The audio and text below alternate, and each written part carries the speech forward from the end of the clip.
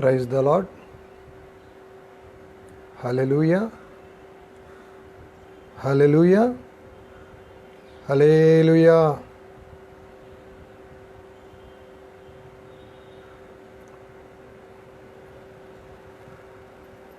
మరొక పునరుద్ధాన కాల దినమునందు దేవుడు మనలను సజీవులుగా ఉంచి ఈ విధంగా ఆయన నామాన్ని మహిమపరుచుకోవడానికి, ఆయన మాటల ద్వారా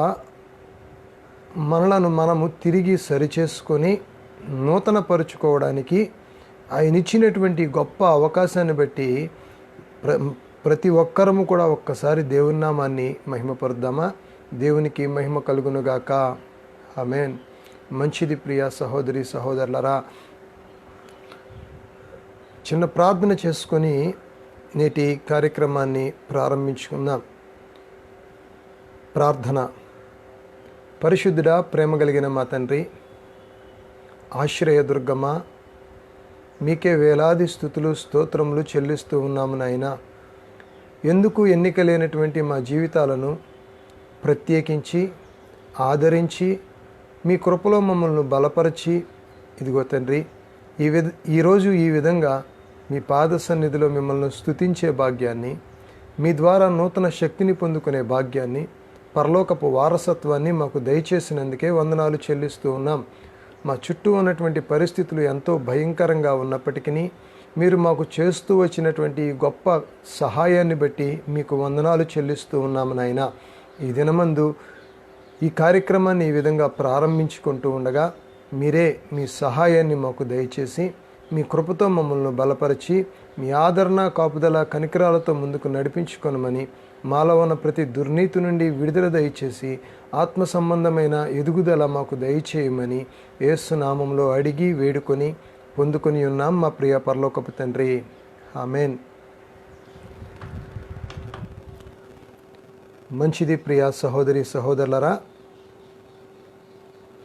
నాకు పాటలు పాడడం అంతగా రాదు, కానీ నేటి దినాన ఒక చిన్న పాట పాడి దేవుని నామాన్ని మహిమపరచాలని ఆశపడుతూ ఉన్నాను. చిన్న పాట, ఒక పల్లవి, చరణం పాడుకుందాం. కృపలను తలంచుచు, కృపలను తలంచుచు, ఆయుష్కాలమంతా ప్రభుని కృతజ్ఞతతో స్తుతింతున్. ఆయుష్కాలమంతా ప్రభుని కృతజ్ఞతతో స్తుతింతున్. కృపలను తలంచుచు, కన్నీటిలోయలలో నే కృంగిన వేళలలో, కన్నీటిలోయలలో నే కృంగిన వేళలలో, నింగిని చీల్చి వర్షము పంపి నింపెను నా హృదయం. యేసు నింపెను నా హృదయం. నింగిని చీల్చి వర్షము పంపి నింపెను నా హృదయం. యేసు నింపెను నా హృదయం. కృపలను తలంచుచు, ఆయుష్కాలమంతా ప్రభుని కృతజ్ఞతతో స్తుతింతున్. ఆయుష్కాలమంతా ప్రభుని కృతజ్ఞతతో స్తుతింతున్. కృపలను తలంచుచు, రూపింపబడుచున్నా ఏ ఆయుధముండినను, రూపింపబడుచున్నా ఏ ఆయుధముండినను నాకు విరోధమై వర్ధిల్లదూయని చెప్పిన మాట సత్యం ప్రభువు, చెప్పిన మాట సత్యం. నాకు విరోధమై వర్ధిల్లదూయని చెప్పిన మాట సత్యం ప్రభువు, చెప్పిన మాట సత్యం. కృపలను తలంచుచు ఆయుష్కాలమంతా ప్రభుని కృతజ్ఞతతో స్తుతింతున్. ఆయుష్కాలమంతా ప్రభుని కృతజ్ఞతతో స్తుతింతున్. కృపలను తలంచుచు సర్వోన్నతుడైనా నా దేవునితో చేరి, సర్వోన్నతుడైనా నా దేవునితో చేరి సతతము తన కృప వెల్లడి చేయ శుద్ధులతో నిల్పెను ఇహలో, శుద్ధులతో నిల్పెను. సతతము తన కృప వెల్లడి చేయ శుద్ధులతో నిల్పెను ఇహలో, శుద్ధులతో నిల్పెను. కృపలను తలంచుచు నా ఆయుష్కాలమంతా ప్రభుని కృతజ్ఞతతో స్తుతింతున్. ఆయుష్కాలమంతా ప్రభుని కృతజ్ఞతతో స్తుతింతున్. హల్లెలూయా. మంచిది ప్రియ సహోదరి సహోదరులారా, ప్రభువు మనకిచ్చినటువంటి ఈ సమయాన్ని బట్టి ఆయనకి స్తోత్రాలు చెల్లిస్తూ, మరి ఇంతవరకు పాట ద్వారా దేవుని నామాన్ని మహిమపరుచుకున్నాము. మరి వాక్య ధ్యానంలోనికి వెళదాము. పరిశుద్ధ గ్రంథాన్ని తెరచినట్లయితే రోమీలకు రాసినటువంటి పత్రిక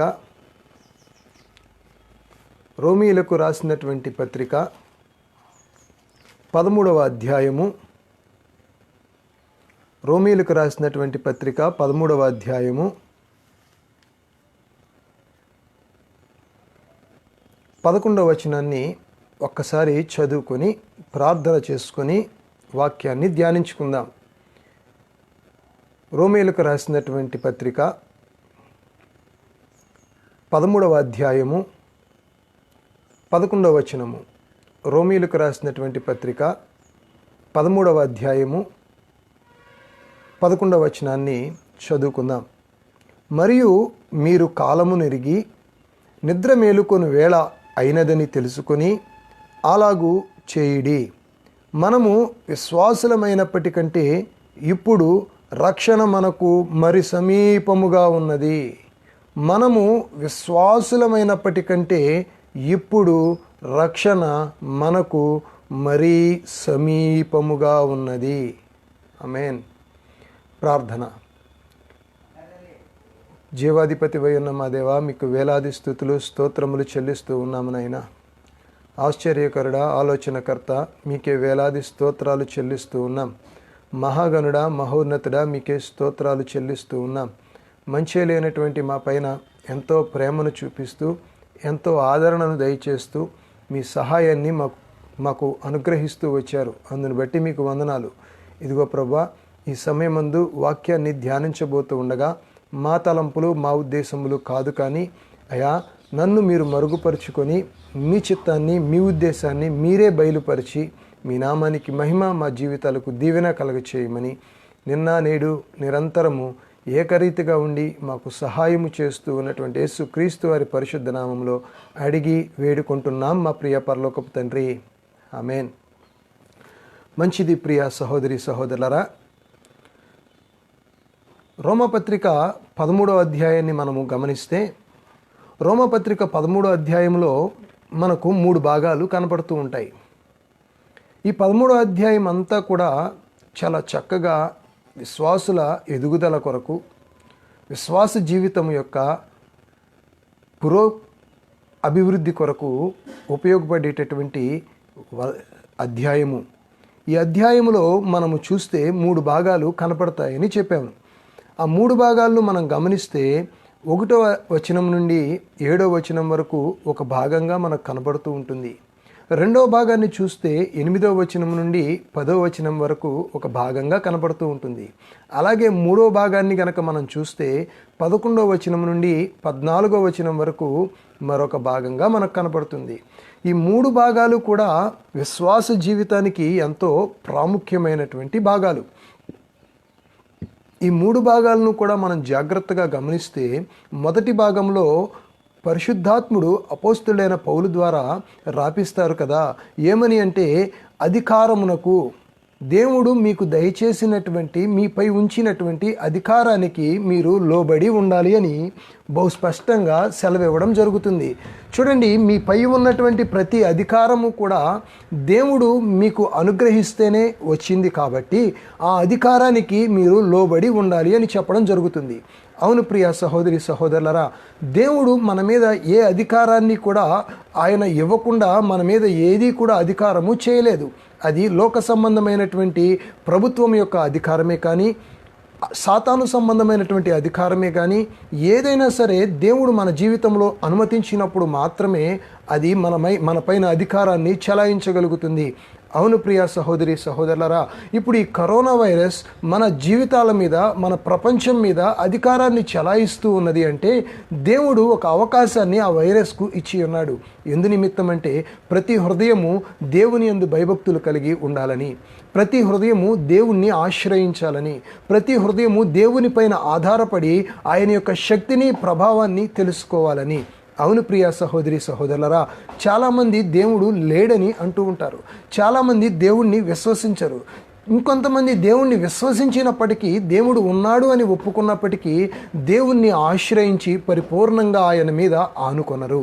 అవును ప్రియ సహోదరి సహోదరులరా, దేవుణ్ణి విశ్వసించని వారైతే ఇదిగో సమస్తము మా జ్ఞానము మీద ఆధారపడి ఉన్నది, మా జ్ఞానముతో మేము ఏదైనా చేయగలము అని చెప్పుకుంటూ ఈ లోకంలో జీవనాన్ని కొనసాగిస్తూ ఉంటారు. అవును, శాస్త్రవేత్తల్ని చూస్తే కొంతమంది దేవుడు లేడు అని వాదించిన వారు ఉన్నారు.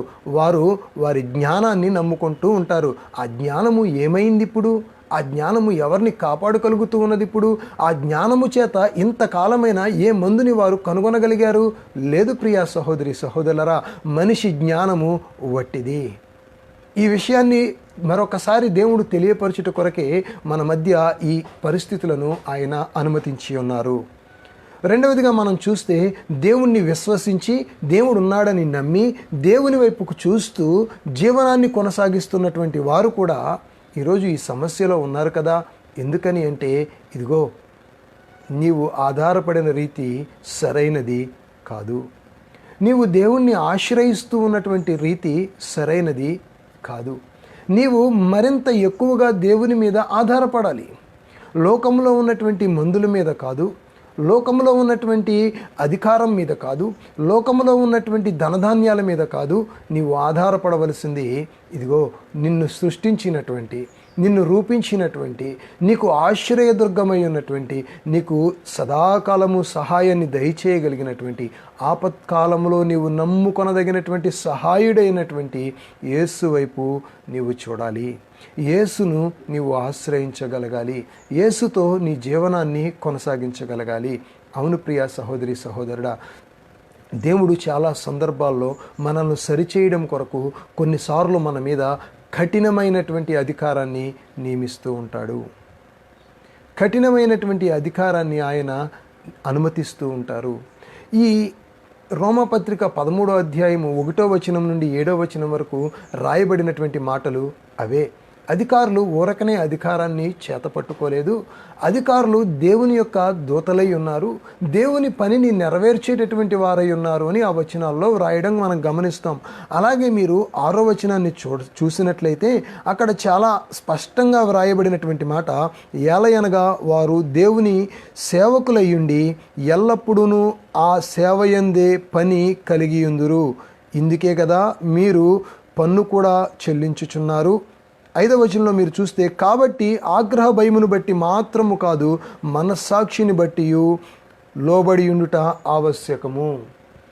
అధికారుల యొక్క కోపాన్ని బట్టి కాదు మీ అధికారులకు లోబడి ఉండవలసింది, మనస్సాక్షిని బట్టి మీరు అధికారానికి లోబడి ఉండాలి.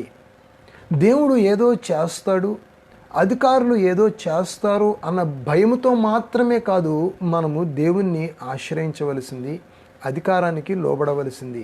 మరి ఎలా? మనస్సాక్షితో, మనస్సులో ఒక చక్కని విశ్వాసాన్ని అధికారం పట్ల కలిగి మనము వారికి లోబడి ఉండాలి అని చెప్తున్నాడు. మరి ఈ అధికారము మనలను దేవునికి దూరము చేసేటట్లు ఉంటే కనుక, దేవునికి దూరము కమ్మని చెబుతూ ఉంటే కనుక, దేవుని యొక్క నామాన్ని మహిమపరచకుండా ఆటంకపరచాలని ఆశపడితే కనుక అప్పుడు కూడా అధికారానికి లోబడాలా అని అంటే వాక్యము సెలవిస్తూ ఉంటుంది కదా, దేవునిని నిన్ను దూరము చేసేటటువంటి, దేవునికి నీకు మధ్య దూరాన్ని పెంచేటటువంటి ఏ అధికారానికి నీవు లోబడవలసిన అవసరము లేదు. వీటన్నిటికన్నా ఉన్నతమైన అధికారము మన ప్రభు అయిన యేసు క్రీస్తు వారి యొక్క అధికారము. కాబట్టి దేవుని యొక్క అధికారానికి నీవు లోబడాలి. ఇంకో మాట మనం చూస్తే, ఈ 13వ అధ్యాయంలోనే 2వ భాగాన్ని మనం చూస్తే, ఈ 2వ భాగంలో ఉన్నటువంటి విషయాన్ని మనం గమనిస్తే, ప్రేమించుటలో తప్ప మరి ఏ విషయంలో కూడా నీవు నీ పొరుగువానికి బాకీ పడి ఉండవద్దు, అచ్చి ఉండవద్దు అని సెలవిస్తూ ఉన్నాడు. చూడండి, ఒకరినొకడు ప్రేమించుట విషయంలో తప్ప మరేమీ ఎవనికి అచ్చి ఉండవద్దు. అవును ప్రియ సహోదరి సహోదరులరా, క్రైస్తవ జీవితం అంటేనే ప్రేమతో కూడినటువంటి జీవితం. క్రైస్తవ జీవితం అంటేనే ఎదుటివారిని ప్రేమించాలి అని చెప్పబడినటువంటి జీవితం. నిన్ను వలె నీ పొరుగువానిని నీవు ప్రేమిస్తే ధర్మశాస్త్రాన్ని, దేవుని యొక్క ఆజ్ఞలన్నిటినీ నీవు ఆచరించిన వాడవవుతావు అని వాక్యము బహు స్పష్టంగా మనకు సెలవిస్తూ ఉన్నది. మీరు జాగ్రత్తగా గమనించినట్లయితే ఇదే 13వ అధ్యాయములో 10వ వచనాన్ని మీరు చూస్తే, ప్రేమ పొరుగువానికి కీడు చేయదు గనక ప్రేమ కలిగి ఉండుట ధర్మశాస్త్రమును నెరవేర్చుటయే అని అపోస్తులైన పౌలు ద్వారా పరిశుద్ధాత్ముడు పలికిస్తూ ఉన్నాడు. అవును, ఈరోజు నీకు ఎవరి మీద ద్వేషముందో, ఈరోజు నీవు ఎవరిని ప్రేమించలేకపోతూ ఉన్నావో, ఎందు నిమిత్తమై ప్రేమించలేకపోతూ ఉన్నావో నాకైతే తెలియదు, కానీ వాక్యము సెలవిస్తున్నటువంటి మాట, నీ పొరుగువాన్ని నీవు ప్రేమించగలగాలి. ఒకవేళ నీ పొరుగువాన్ని నీవు ప్రేమించకుండా నీ పొరుగువాని మీద ద్వేషాన్ని నీవు హృదయంలో ఉంచుకొని నీవు మందిరానికి వెళుతూ ఉన్నట్లయితే, నీవు ప్రార్థనలు చేస్తూ ఉన్నట్లయితే, నీవు ఉపవాసాలు ఉంటూ ఉన్నట్లయితే, అవన్నీ కూడా నాకు హేయమైనవి అని దేవుడు బహు స్పష్టంగా సెలవిస్తూ ఉన్నాడు. నిజం ప్రియ సహోదరి సహోదరులరా, దేవుడు బహు స్పష్టంగా సెలవిస్తూ ఉన్నాడు, నీవు చేసే ప్రతి ఉపవాసము కూడా, నీవు చేసే ప్రతి ప్రార్థన విజ్ఞాపన కూడా నాకు హేయంగా ఉన్నది.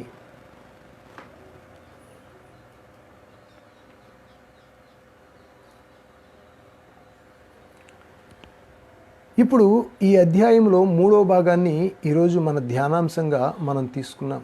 ఈ అధ్యాయాన్ని క్లుప్తంగా మీకు 2 భాగాలను వివరించాను. 3వ భాగంలోనికి మనం వస్తే, ఈ 3వ భాగంలో మనకు స్పష్టంగా తెలియజేయబడుతున్నటువంటి మాటలు కొన్ని ఉన్నాయి. ఈ 11వ వచనం నుండి 14వ వచనం వరకు ఒక్కసారి చదువుకొని ఆ తర్వాత మనము ముందుకు కొనసాగుదాం. చూడండి, నేను రోమపత్రిక 13వ అధ్యాయము 11వ వచనం నుంచి 14వ వచనం వరకు చదువుతూ ఉన్నా.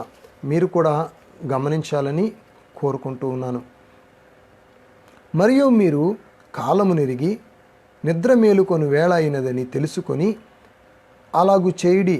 మనము విశ్వాసులమైనప్పటికంటే ఇప్పుడు రక్షణ మనకు మరీ సమీపముగా ఉన్నది. రాత్రి చాలా గడిచి పగలు సమీపముగా ఉన్నది గనుక మనము అంధకార క్రియలను విసర్జించి తేజస్ సంబంధమైన యుద్ధోపకరణములు ధరించుకొందుము. 13వ వచనము, అల్లరితో కూడిన ఆటపాటలైనను మత్తైనను లేకయు కామ విలాసములైనను పోకిరి చేష్టలైనను లేకయు కలహమైనను మత్సరమైనను లేకయు పగటియందు నడుచుకున్నట్టు మర్యాదగా నడుచుకుందుము. మెట్టుకు ప్రభువైన యేసు క్రీస్తును ధరించుకొనిన వారై శరీరేచ్ఛలను నెరవేర్చుకొనక శరీరము విషయమై ఆలోచన చేసుకొనకుడి. శరీరేచ్ఛలను నెరవేర్చుకొనక శరీరము విషయమై ఆలోచన చేసుకొనకుడి. అపోస్తలుడైన పౌలు ద్వారా దేవుడు స్పష్టంగా పలికిస్తున్నటువంటి మాటలు మీరు ఇక్కడ గమనించినట్లయితే 2 మాటలు 11వ వచనంలో వ్రాయబడి ఉన్నాయి. ఏంటి ఆ మాటలు అంటే, కాలమును ఎరిగి, ప్రస్తుతం ఉన్నటువంటి పరిస్థితులను మీరు ఎరిగి, నిద్ర మేలుకొనే వేళ అయినదని మీరు తెలుసుకోనండి. నిద్ర మేలుకొనే వేళ అయినది అంటే మనము నిద్రపోతున్నామని కాదు, మనము శారీరకంగా నిద్రపోతున్నామని కాదు, ఆధ్యాత్మికంగా నిద్రమత్తులో ఉన్నామని, ఆధ్యాత్మికంగా నిద్ర అనుభవంలో మనము కొనసాగుతూ ఉన్నామని. అవును ప్రియ సహోదరి సహోదరులరా, అందుకనే ఆ తర్వాత మాటిగా దేవుడు అంటాడు కదా, ఇదిగో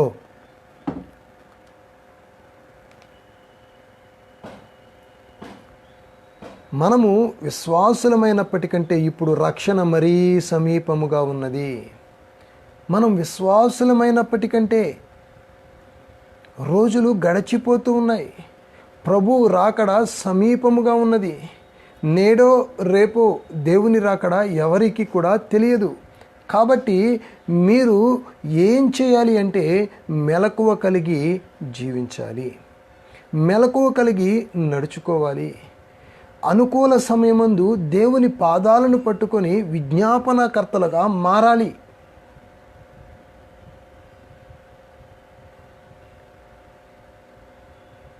క్రీస్తు చేత పిలువబడినటువంటి, క్రీస్తును ఆశ్రయించినటువంటి, క్రీస్తు చేత బలపరచబడినటువంటి విశ్వాసులముగా, క్రైస్తవులముగా కాలము యొక్క విలువ మనము గమనించలేకపోతూ ఉన్నాం. కానీ కాలం యొక్క విలువ మనము అర్థము చేసుకోలేకపోతున్నాము. కానీ సమయాన్ని మనం పసిగట్టలేకపోతున్నాము. కానీ సాతానుకు బాగా తెలుసు సమయము బహు కొంచెమే ఉన్నదని. సమయము బహు కొంచెమే ఉన్నది, నా పనిని నేను త్వరగా తుదముట్టించాలి. ఏంటి సాతాను పని, ఏంటి సాతాను చేసేది అనేది మనం ఆలోచిస్తే, యోగ్యులైన వారిని, పిలువబడినటువంటి వారిని, పరిశుద్ధపరచబడినటువంటి వారిని, ప్రభువుతో సాన్నిహిత్యమైన సంబంధము కలిగి విశ్వాస జీవితాన్ని విజయ పదములో కొనసాగిస్తూ ఉన్నటువంటి వారిని చెడగొట్టి, ఆ స్థాయిలో నుండి వారిని పడగొట్టి నరకానికి చేరువ చేసి తనతో పాటు నరకములో నివసింపచేయాలనేది సాతాను యొక్క కోరిక, సాతాను యొక్క ఆశ, సాతాను యొక్క ఆశయము.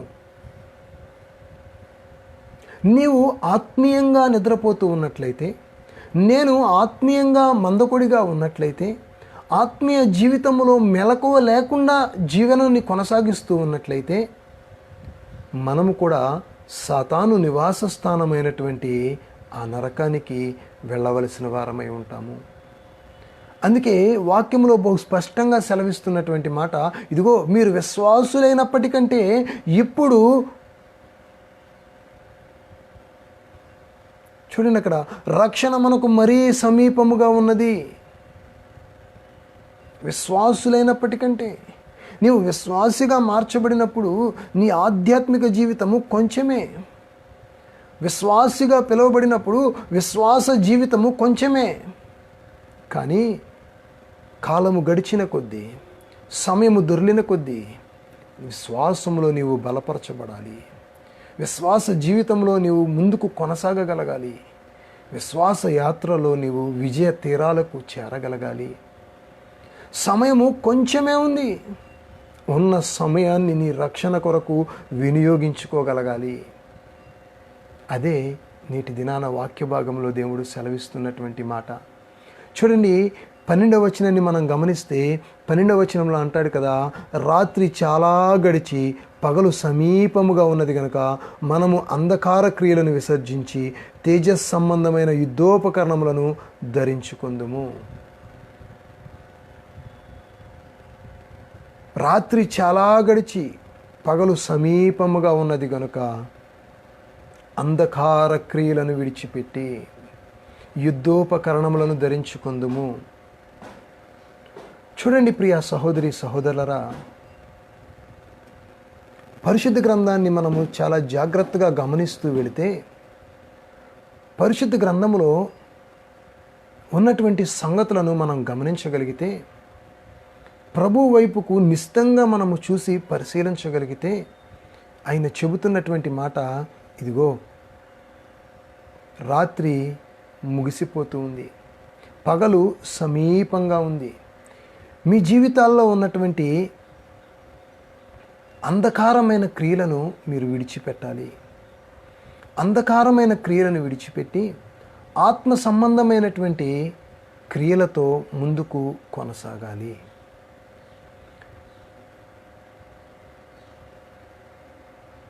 ఇక్కడ స్పష్టంగా తెలియపరచబడుతున్నటువంటి మాట,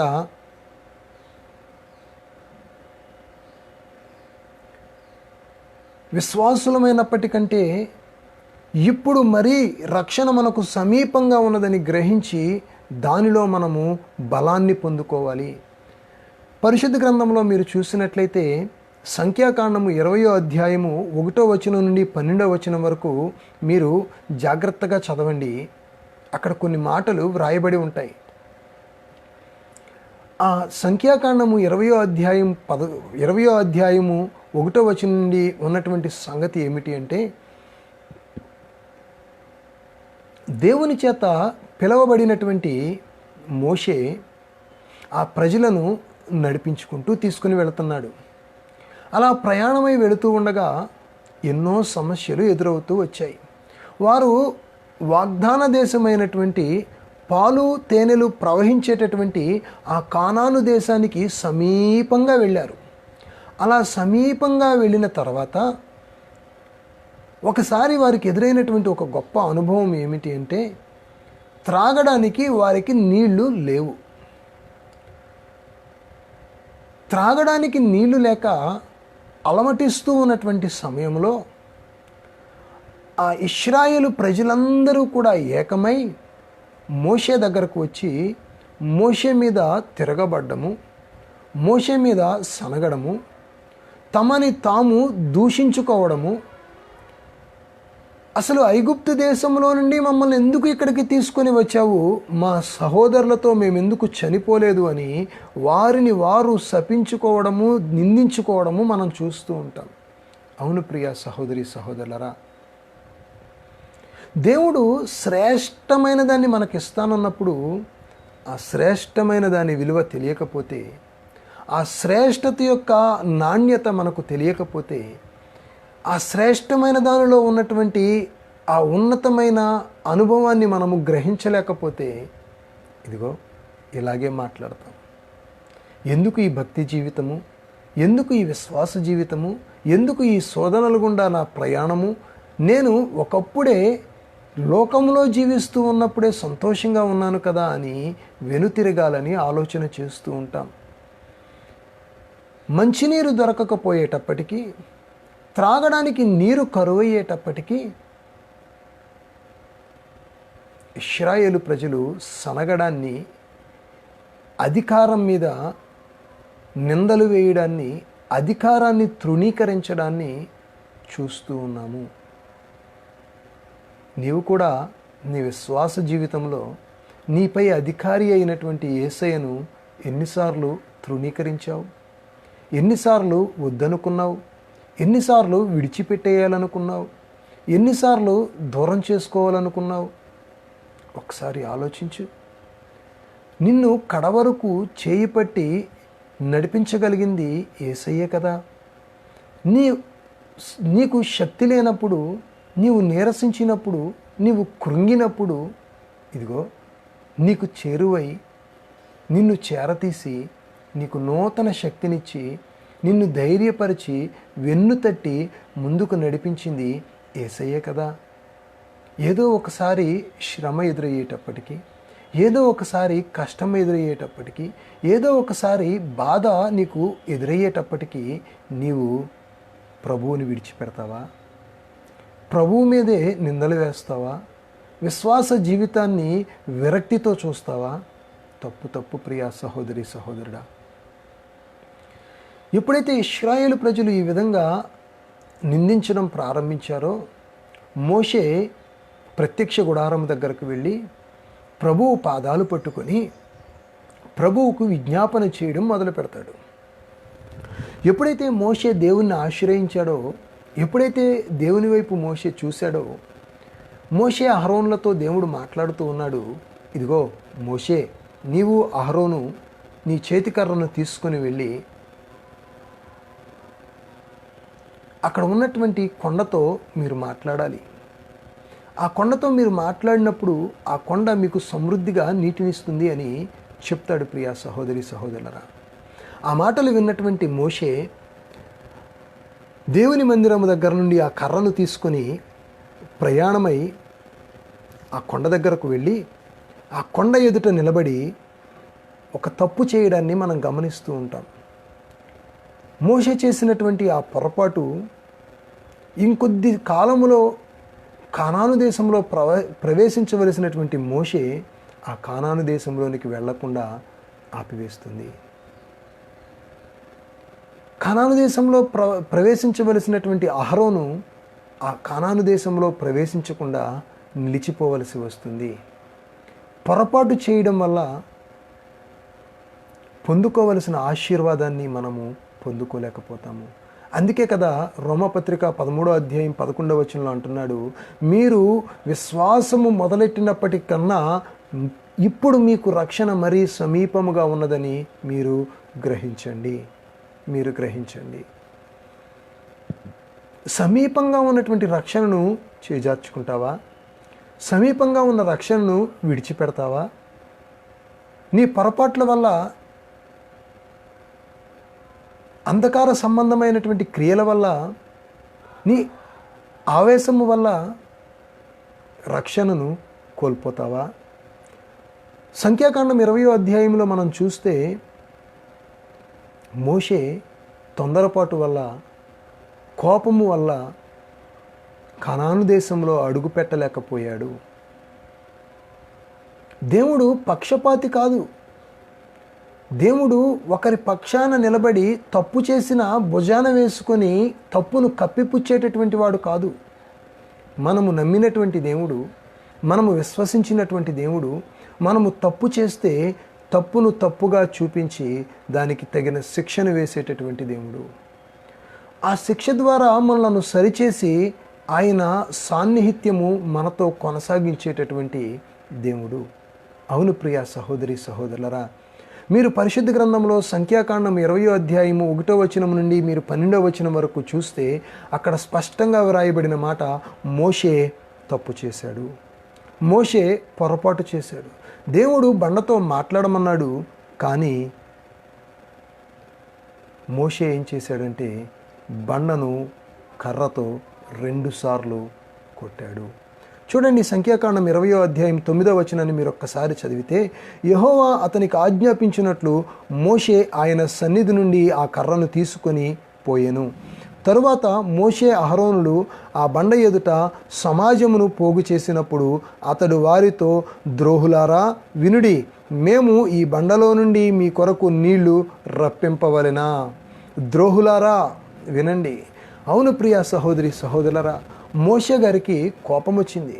మోషే గారి మనసు ఎంతో గాయపడింది. కారణం ఏంటంటే ఎన్నో గొప్ప కార్యాలు, ఎన్నో అద్భుతమైన కార్యాలు, ఎన్నో శ్రేష్టమైన కార్యాలు. ఆకలేస్తుందంటే ఆకాశం నుండి మన్నాను కురిపించి, దాహం వేస్తుందంటే వారికి బండ నుండి నీళ్ళిచ్చి, అడ్డొచ్చిన ఎర్ర సముద్రాన్ని చీల్చి, ఇదిగో మాకు మాంసము తినాలి అంటే పూరెళ్లను పంపించి, ఇన్ని గొప్ప గొప్ప కార్యాలు చేస్తూ ఉన్నటువంటి దేవుణ్ణి ఈ ప్రజలు తిరస్కరించేటప్పటికీ, చిన్నదానికి పెద్దదానికి వారు సణుగుతూ ఉండేటప్పటికీ మోషే గారి హృదయము గాయపడింది. ఎప్పుడైతే మోషే హృదయము గాయపడిందో ఆయన ఈ ప్రజలను దూషించడం ప్రారంభించాడు. కానీ అదే ఆయన కానాను దేశంలో ప్రవేశించకుండా అడ్డుపడింది. ప్రతి క్రైస్తవునికి సహనము కావాలని వాక్యము సెలవిస్తూ ఉంది. ప్రతి క్రైస్తవుడు కూడా సహనముతో అడుగులు వేయాలని వాక్యము సెలవిస్తూ ఉంది. చూడండి, ఎప్పుడైతే మోషే ఆ మాట అన్నాడో, ద్రోహులారా వినుడి, మేము ఈ బండ నుండి మీ కొరకు నీళ్లు రప్పింపబలినా అనెను. అప్పుడు మోషే తన చెయ్యి ఎత్తి 2 మారులు తన కర్రతో ఆ బండను కొట్టెను. నీళ్లు సమృద్ధిగా ప్రవహించెను. సమాజమును పశువులను త్రాగెను. అప్పుడు యెహోవా మోషే అహరోనులతో, మీరు ఇశ్రాయేలీయుల కన్నుల ఎదుట నా పరిశుద్ధతను సన్మానించున్నట్లు నన్ను నమ్ముకొనకపోతిరి గనుక ఈ సమాజమును నేను వారికిచ్చిన దేశంలోనికి మీరు తోడుకొని పోరని చెప్పెను. ఈ సమాజాన్ని ఇప్పటి వరకు మీరు నడిపించారు, ఇదిగో నన్ను ఘనపరచలేదు కనుక, నా నామాన్ని మీరు నమ్ముకొనలేదు గనుక, నా నామం మీద పరిపూర్ణమైనటువంటి విశ్వాసాన్ని మీరు ఉంచలేదు గనుక ఈ రోజుతో ఇంకా అయిపోయింది. ఈ ప్రజలను ఇంకా మీరు నడిపించే అవకాశాన్ని మీరు కోల్పోయారు అని దేవుడు స్పష్టంగా మోషే అహరోనులతో మాట్లాడుతున్నాడు. ఇదే అధ్యాయాన్ని మీరు చివరి వరకు చదువుకుంటూ వెళితే ఈ అధ్యాయంతో అహరోను జీవితము సమాప్తమైంది. అవును ప్రియా సహోదరి సహోదరులారా, ఒక్కసారి గమనించండి, ఒక్కసారి ఆలోచన చేయండి. రక్షణ సమీపముగా ఉంది. మోషే ఇంకొద్ది కాలంలో పాలు తేనెలు ప్రవహించేటటువంటి వాగ్దాన దేశంలో అడుగు పెట్టవలసి ఉంది. ఇంకొద్ది కాలంలో మనం కూడా పరలోక రాజ్యంలో అడుగు పెట్టవలసి ఉంది. అయోగ్యమైన, అపవిత్రమైన, అంధకార సంబంధమైన క్రియలను మనం కొనసాగిస్తూ ఉన్నట్లయితే కనుక పరలోక రాజ్యంలో మనము ప్రవేశించలేము.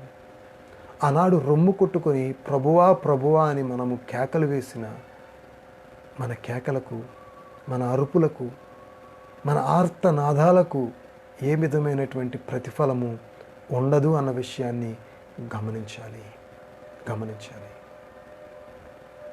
ఇంకో మాటను మనము రోమపత్రిక 13వ అధ్యాయంలో మనం చూడగలుగుతాము. చూడండి, మీరు ఇక్కడ గమనించినట్లయితే 12వ వచనంలో మనం చూడగలుగుతాం. రాత్రి చాలా గడిచి పగలు సమీపముగా ఉన్నది కనుక మనము అంధకార క్రియలను విసర్జించి తేజస్ సంబంధమైన యుద్ధోపకరణములను ధరించుకొందుము అంటాడు. తేజస్ సంబంధమైన యుద్ధోపకరణములను ధరించుకొందుము. ఎందుకు యుద్ధోపకరణాలు? ఏంటి తేజస్ సంబంధమైనటువంటి యుద్ధోపకరణములు? ఈ యుద్ధోపకరణములు మన వద్ద ఉండడం వల్ల మనకు కలిగేటటువంటి లాభం ఏంటి? వీటిని ఎక్కడి నుంచి తెచ్చుకొని మన దగ్గర పెట్టుకోవాలి? లోక సంబంధమైన యుద్ధోపకరణములు అంటే మనుషులు తయారు చేస్తారు. బయట డబ్బులు వెచ్చిస్తే కొన్ని దొరుకుతాయి. వాటిని తెచ్చి మన దగ్గర పెట్టుకోమని ప్రభువు సెలవివ్వడం లేదు. లోక సంబంధమైన యుద్ధోపకరణముల వలన మీరు జయించరు, మీకు విజయము కలగదు, మీకు అది శ్రేష్టమైన సహాయాన్ని దయచేయలేవు అని ప్రభువు చెప్తున్నాడు. మరి ఏంటి మనం తెచ్చుకోవాల్సింది? తేజస్ సంబంధమైన యుద్ధోపకరణములు. అవి ఎక్కడ దొరుకుతాయి అనేది మనం చూస్తే ఎఫెసీయులకు రాసినటువంటి పత్రిక 6వ అధ్యాయము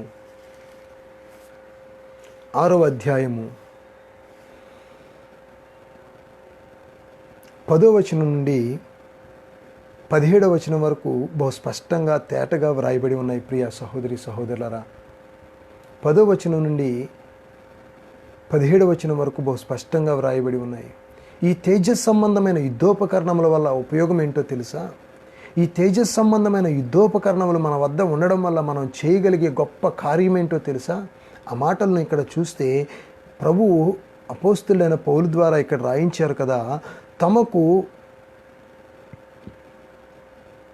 తుదకు ప్రభువు యొక్క మహాశక్తిని బట్టి ఆయన యందు బలవంతులై యుండుడి అంటాడు. యేసుక్రీస్తు ప్రభు యొక్క మహాశక్తిని బట్టి మీరు బలవంతులై ఉండండి. ఏంటి మన ప్రభు యొక్క మహాశక్తి? శోధనలు జయించినటువంటి అనుభవము కలిగిన వాడు, మరణాన్ని జయించినటువంటి అనుభవము కలిగిన వాడు, ఎన్ని శ్రమలు వచ్చినా ఎన్ని ఇబ్బందులు వచ్చినా కానీ తండ్రిని ఆనుకొని ప్రతి దానిని కూడా జయించి, ఇదిగో నేను మీకు తోడుగా ఉన్నాను, మీరు కూడా సమస్తాన్ని జయిస్తారు అని సెలవిచ్చినటువంటి వాడు. అది మన ప్రభువులో ఉన్నటువంటి శక్తి. ఆ తర్వాతి మాట మీరు చూస్తే కనుక అక్కడ వ్రాయబడి ఉంది, మీరు అపవాది తంత్రములను ఎదిరించుటకు శక్తిమంతులగునట్లు దేవుడిచ్చు సర్వాంగ కవచమును ధరించుకొనుడి. తేజస్ సంబంధమైన యుద్ధోపకరణములు సర్వాంగ కవచము మనము ధరించుకోవాలి. ఎందుకు సర్వాంగ కవచాన్ని మనం ధరించుకోవాలి? అపవాది తంత్రములను ఎదిరించుటకు శక్తిమంతులగునట్లు. అపవాది అనేక రకాలైనటువంటి తంత్రాలను మన మీద ప్రయోగిస్తూ ఉంటాడు. ఒకటి కాకపోతే ఇంకొకటి ఏదో ఒక దానికి నా వలలో చిక్కు కొనకపోతాడా అని చెప్పి ప్రయత్నము చేస్తూ ఉంటాడు. ప్రియా సహోదరి సహోదరులరా,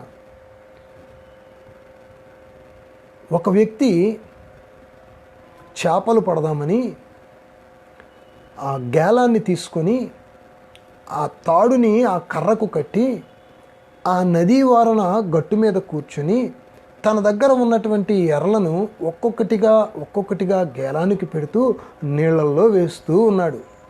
ఇలా నీళ్ళల్లో వేస్తూ ఉన్న సమయంలో అతనికి గేలానికి ఉన్నటువంటి ఎర్ర అయిపోతున్నది, కానీ చేపలు మాత్రం పడడం లేదు.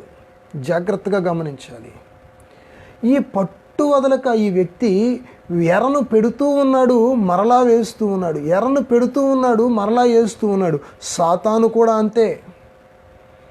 నిన్ను పట్టుకోవాలని, నిన్ను బంధించాలని, నిన్ను తన గుప్పెట్లో పెట్టుకొని సాతాను సంబంధమైన అంధకార క్రియల ద్వారా అనేక మంది ఏర్పరచబడిన వారిని సైతము చెడగొట్టాలని అనేక రకాలైనటువంటి ఎత్తులు వేస్తూ ఉంటాడు. అనేక రకాలైనటువంటి ఎత్తులను వేస్తూ ఉంటాడు. అనేక రకాలైనటువంటి ఎరలను నీ ముందు ఉంచుతూ ఉంటాడు. వీటిని నీవు జయించాలి అంటే, వీటిని నీవు అధిగమించాలి అంటే, వీటి నుండి నీవు తప్పించుకోగలగాలి అంటే దేవుడిచ్చేటటువంటి సర్వాంగ కవచాన్ని నీవు ధరించాలి. దేవుడిచ్చేటటువంటి సర్వాంగ కవచాన్ని నీవు ధరించగలగాలి. చూడండి, ఆ తర్వాత ఈ వచనంలో అంటాడు కదా, ఏలయనగా మనము పోరాడునది శరీరులతో కాదు, ప్రధానులతోనూ అధికారులతోనూ ప్రస్తుత అంధకార సంబంధులకు లోకనాథులతోనూ ఆకాశమందున దురాత్మల సమూహములతోనూ మనం పోరాడుచున్నాము. చూసారా, ఒక క్రైస్తవ జీవితము పోరాటముతో కూడిన జీవితం. ఒక క్రైస్తవ జీవితము ఎదిరించి నిలబడవలసినటువంటి జీవితము. ఒక క్రైస్తవ జీవితము ఎంతమందితో పోరాడవలసి వస్తూ ఉన్నదో చూసారా ప్రియ సహోదరి సహోదరులరా. శరీరులతో మాత్రమే కాదు మనం పోరాడేది, మన బంధువులతో మాత్రమే కాదు మనం పోరాడేది, మన కుటుంబంలో ఉన్న అవిశ్వాసులతో మాత్రమే కాదు మనం పోరాడేది. మరెవరెవరితో అంట మనం పోరాడేది? ప్రధానులతోనూ అధికారులతోనూ ప్రస్తుత అంధకార సంబంధులకు లోకనాథులతోనూ మనం పోరాడుతూ ఉన్నాము. దురాత్మల సమూహములతో మనం పోరాడుతూ ఉన్నాం. మరి దురాత్మల సమూహములతో పోరాడాలన్నా, అంధకార సంబంధమైన ఆత్మలతో మనం పోరాడాలి అన్నా, ఇంటిలో ఉన్న వారితో మనం పోరాడాలి అన్నా మనకు కావలసింది సర్వాంగ కవచము. దేవుడు అనుగ్రహించేటటువంటి సర్వాంగ కవచాన్ని మనం ధరించుకోగలిగితే, తేజో సంబంధమైనటువంటి తేజోమయమైనటువంటి యుద్ధోపకరణములను మనం ధరించుకోగలిగితే మనకు ఎదురయ్యే ప్రతి సాతాను శక్తిని కూడా మనము జయించగలుగుతాము. విశ్వాస యాత్రను సంతోషంగా కొనసాగించగలుగుతాము. ఈ పోరాటంలో విజయాన్ని మనం పొందుకోగలుగుతాము. యుద్ధోపకరణములను మనము ధరించుకోకపోతే, సర్వాంగ కవచాన్ని మనము ధరించుకోకపోతే ఏదో ఒక రోజున సాతాను విసిరేటటువంటి ఉచ్చులో చిక్కుపడతాము. చూడండి, మీరు 14వ వచనాన్ని చూసినట్లయితే, ఎఫెసీయులకు రాసిన పత్రిక 6వ అధ్యాయం 14వ వచనాన్ని మీరు చూసినట్లయితే, ఎలాగనగా మీ నడుమునకు సత్యమును దట్టి కట్టుకొని నీతి అను మైమరువు తొడుగుకొనుడి అంటాడు. సత్యము అనేటటువంటి దట్టిని మనం కట్టుకోవాలి. ఈరోజు ఎంతమంది సత్యాన్ని మాట్లాడగలుగుతూ ఉన్నారు? ఈరోజు ఎంతమంది నిజాన్ని నిజంగా ఒప్పుకోగలుగుతూ ఉన్నారు? ఈరోజు ఎంతమంది అబద్ధాలను విడిచిపెట్టగలుగుతూ ఉన్నారు? కానీ ప్రభు అంటాడు, ఇదిగో సాతాను నీవు జయించాలి అంటే, సాతాను మీద నీవు పోరాడి గెలవాలి అంటే మొట్టమొదట సత్యము అనే దట్టి నీ నడుముకు నీవు కట్టుకోవాలి. అబద్ధాలను నీవు విడిచిపెట్టగలగాలి. ఎవరైనా ఒక విశ్వాసిని, అమ్మా అయ్యా గడిచిన వారం మందిరానికి రాలేదేంటి అని అడిగితే నిజాన్ని మాత్రం చెప్పరు, అన్నీ చెప్తారు. అవును ప్రియా సహోదరి సహోదరులరా, అసత్యము ఏలుబడి చేస్తూ ఉన్నంత కాలము, అసత్యానికి దాసులమై ఉన్నంత కాలము, అసత్యము మన మీద అధికారాన్ని చలాయిస్తూ ఉన్నంత కాలము సాతాన్ని మనం జయించలేము. సర్వాంగ కవచము కింద మనము ఉన్నట్టు కాదు. ఆ తర్వాతి మాట అంటాడు కదా, సత్యమును దట్టిని మీరు ధరించుకోవాలి, నీతి అను మైమరువు తొడుగుకోవాలి, పాదములకు సమాధాన సువార్తను సిద్ధ మనసును జోడుగా తొడుగుకోవాలి. నీ పాదాలకి సమాధాన సువార్త అనే ఒక జోడును తొడుక్కొని సువార్తను ప్రకటిస్తూ ముందుకు వెళ్ళగలగాలి. ఇవన్నీ మనకు యుద్ధోపకరణములు. ఇవన్నీ సాతాను జయించడానికి మనకు ఉండే ఆయుధాలు. ఇవి సాతాన్ని జయించాలి అంటే చాలా సామర్థ్యము కావాలి. ఈ సామర్థ్యము ప్రభువు వలన మాత్రమే మనకు కలుగుతుంది. ప్రియా సహోదరి సహోదరులరా, ఈ సామర్థ్యము ప్రభువు వలన మాత్రమే మనకు కలుగుతుంది. లోక సంబంధమైన దేని వలన కూడా సాతాన్ని జయించే శక్తి మనకు కలగదు అనే విషయాన్ని మనం గుర్తుంచుకోవాలి. మనము అభిమానించేటటువంటి ఏ ఒక్కరూ కూడా సాతాన్ని జయించడానికి మనకు ఉపయోగపడరు అన్న విషయాన్ని మనం గుర్తుంచుకోవాలి. నీవు అభిమానించే నాయకుడు కావచ్చు, నీవు అభిమానించే సినిమా హీరో కావచ్చు, నీవు అభిమానించే నీ బిడ్డలు కావచ్చు, నీవు అభిమానించే నీ భార్య కావచ్చు, నీవు అభిమానించే నీ భర్త కావచ్చు, ఎవరైనా సరే నిన్ను నన్ను అపవాది చేతిలో నుండి రక్షించలేరు. దేవుడు మాత్రమే, యేసయ్య మాత్రమే అపవాది తలను చితకగొట్టినటువంటి నజరేయుడైన యేసు మాత్రమే సాతాన్ని జయించే శక్తిని మనకు అనుగ్రహించగలడు. ఈ విషయాన్ని మనం గుర్తుంచుకోవాలి. అందుకే అంటున్నాడు కదా, నడుముకు సత్యము అనే దట్టి కట్టుకోవాలి, మైమరువు నీవు ధరించుకోవాలి. ఆ తర్వాతి మాటలో మనం చూస్తే అక్కడ అంటాడు కదా, ఇదిగో నీ పాదములకు, చూడండి, పాదములకు సమాధాన సువార్తను సిద్ధ మనస్సును జోడును తొడుగుకొని నిలవబడుడి.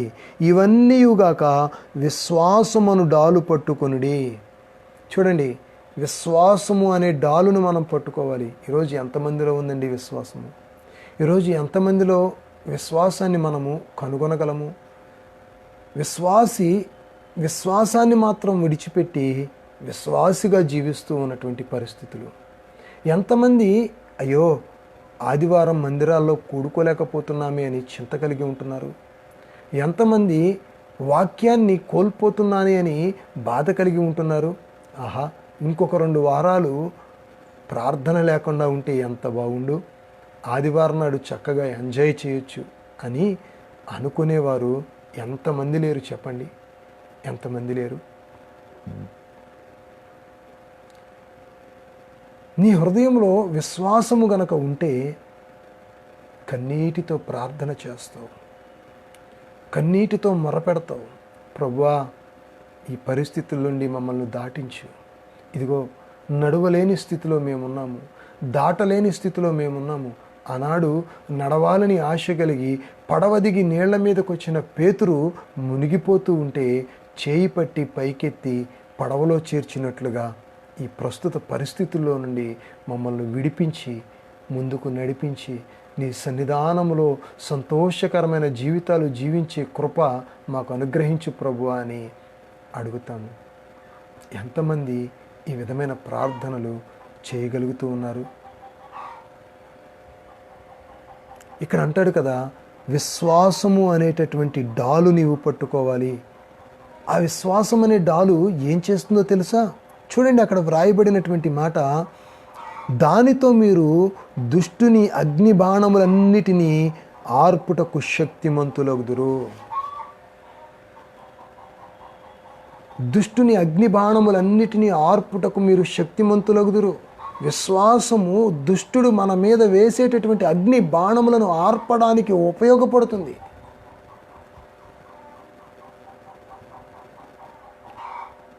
విశ్వాసము పరలోక రాజ్యానికి ఒక్కొక్క మెట్టు మనల్ని ఎక్కిస్తూ ఉన్నతమైన స్థితికి మనలను తీసుకొని వెళుతుంది. ఎప్పుడైతే మనం విశ్వాసాన్ని కోల్పోతామో, ఎప్పుడైతే విశ్వాసాన్ని మనం విడిచిపెడతామో, అప్పుడే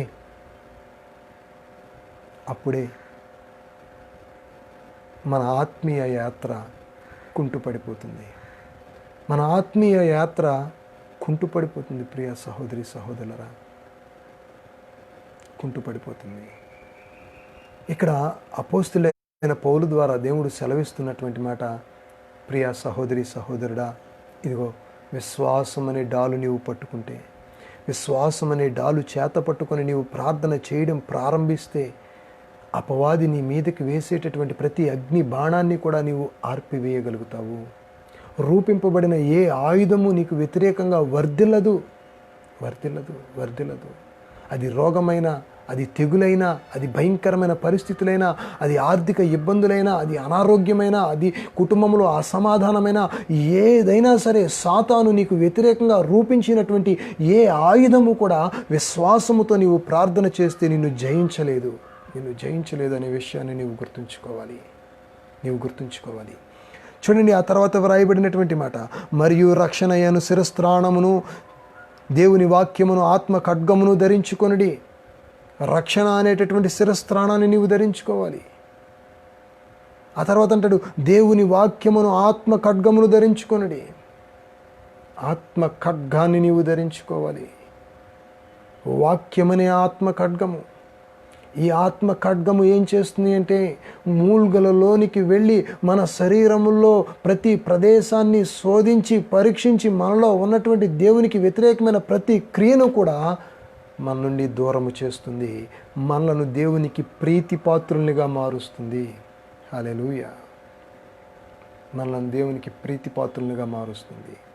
అవును ప్రియ సహోదరి సహోదరులరా, ప్రభువు సెలవిస్తున్నటువంటి మాట, ఇదిగో మీరు తేజస్ సంబంధమైన యుద్ధోపకరణములను ధరించుకొని విశ్వాస జీవితాన్ని ముందుకు కొనసాగించాలి. విశ్వాస జీవితంలో ముందుకు అడుగులు వేయాలి. అలా మీరు అడుగులు వేయగలిగినప్పుడు, అలా మీరు ముందుకు ప్రయాణం చేయగలిగినప్పుడు పరలోక రాజ్యములో మీకంటూ ఒక స్థానాన్ని స్థిరపరచుకోగలుగుతారు. చూడండి, మనం చదివినటువంటి మాట, మీరు కాలమును ఎరిగి నిద్ర మేలుకొను వేళ అయినదని తెలుసుకొని ఇలాగు చేయుడి, అలాగు చేయుడి. మనము విశ్వాసులమైనప్పటికంటే ఇప్పుడు రక్షణ మరీ సమీపముగా ఉన్నది. విశ్వాసులమైనప్పటికంటే ఇప్పుడు రక్షణ మరీ సమీపముగా ఉన్నది. రక్షణ మరీ సమీపముగా ఉన్నది. మరి రక్షణను కాపాడుకుంటావా? రక్షణను కోల్పోతావా? రక్షణను కోల్పోతాను అంటే నీకు తేజస్ సంబంధమైనటువంటి కవచము, యుద్ధోపకరణములు అవసరం లేదు. అంధకార సంబంధమైనటువంటి క్రియలలో నీవు కొనసాగవచ్చు. అల్లరి చేష్టలతో నీవు కొనసాగవచ్చు. ఈ అల్లరి చేష్టలు దేవుని నామానికి అవమానాన్ని, నీ జీవితానికి శాపాన్ని తీసుకొని వస్తాయని గుర్తుంచుకో ప్రియ సహోదరి సహోదరుడా. మోషే ఇంకొద్ది కాలంలో కనాను దేశంలో ప్రవేశించవలసి ఉండగా తాను చేసినటువంటి ఒకే ఒక్క చిన్న పొరపాటు వలన కానాను దేశంలో అడుగు పెట్టలేకపోయాడు. కానాను దేశంలో తాను నివాసము చేయలేకపోయాడు. తన ప్రజలను, అప్పటి వరకు తాను నడిపించినటువంటి ప్రజలను నడిపించేటటువంటి అర్హతను తాను కోల్పోయాడు. మరి ఈరోజు నీవేం చేస్తావు? దేవుడు చెప్పేటటువంటి సత్యము అనే దట్టెను, మైమరువును, విశ్వాసం అనేటటువంటి డాలును, సిద్ధ మనస్సు అనేటటువంటి సువార్త జోడును నీవు ధరించుకొని, వాక్యమనే ఖడ్గమును చేతపట్టుకొని విశ్వాస జీవితాన్ని ముందుకు కొనసాగిస్తావా? లేక లోకములో పడి, లోకముతో కలిసి అపవాది వేసిన విసురులో చిక్కుకొని, అపవాది వేసినటువంటి ఆ ఉచ్చులో చిక్కుకొని నీవు నీ జీవితాన్ని ముగిస్తావా? ఒక్కసారి ఆలోచన చేయి. ప్రార్థన చేసుకుందాం. పరిశుద్ధుడా, ప్రేమ కలిగిన మా దేవా, మీకు స్తోత్రాలు చెల్లిస్తూ ఉన్నాం నాయన. ఇంతవరకు వాక్యం ద్వారా మాతో మాట్లాడుతూ వచ్చారు. విశ్వాసులుగా పిలువబడినప్పటికంటే, విశ్వాసులుగా మార్చబడినప్పటికంటే ఇప్పుడు రక్షణ మరీ సమీపముగా మాకున్నదని, కాబట్టి కాలమును ఎరిగి సమయమును గుర్తించి ప్రార్థన చేస్తూ ముందుకు కొనసాగమని, అయా తేజస్ సంబంధమైనటువంటి కవచమును, యుద్ధోపకరణములను ధరించుకొని సాతానుతో పోరాడమని మీరు సెలవిచ్చిన మాటలను బట్టి మీకు వందనాలు చెల్లిస్తూ ఉన్నాము నాయన. ఇదిగో తండ్రి, విశ్వాసం అనే డాలు అపవాది వేసేటటువంటి ప్రతి అగ్ని బాణమును చల్లార్చగలుగుతుందని వాక్యము సెలవిస్తూ ఉండగా, విశ్వాసం అనే డాలుతో మేము ముందుకు సాగగలిగిన శక్తిని ఈ మాటలు విన్న ప్రతి ఒక్కరికి మీరు దయచేయమని వేడుకుంటూ ఉన్నాము నాయన. ఎంతమంది అయితే ఈ మాటలు విని మీ వైపు చూసి, ప్రభువా నీ సహాయము నాకు కావాలి, నీ ఆత్మ చేత నేను బలపరచబడాలి, అంధకార సంబంధమైనటువంటి ఈ శక్తుల మీద నేను విజయాన్ని పొందుకోవాలి, ఇదిగో ఈ లోక సంబంధమైన నాయకుల మీద, ఈ లోక సంబంధమైనటువంటి ప్రతి అంధకార క్రియల మీద నాకు విజయము కావాలి అని అడుగుతూ ఉన్నారో వారందరినీ మీ చేతులకు అప్పగిస్తూ ఉన్నాం. మీ ఆత్మ చేత వారిని బలపరచమని వేడుకుంటూ ఉన్నాం. వారికి అవసరమైనటువంటి ఆత్మీయ శక్తిని మీరు అనుగ్రహింప చేయమని వేడుకుంటూ ఉన్నాం. వాక్యం అనేటటువంటి రెండంచుల ఖడ్గము వారి హృదయాల్లో ఉన్న ప్రతి కీడును, ప్రతి మలినాన్ని, ప్రతి చెడుగును తీసివేయునట్లు మీ సహాయాన్ని దయచేయమని వేడుకుంటూ ఉన్నాం.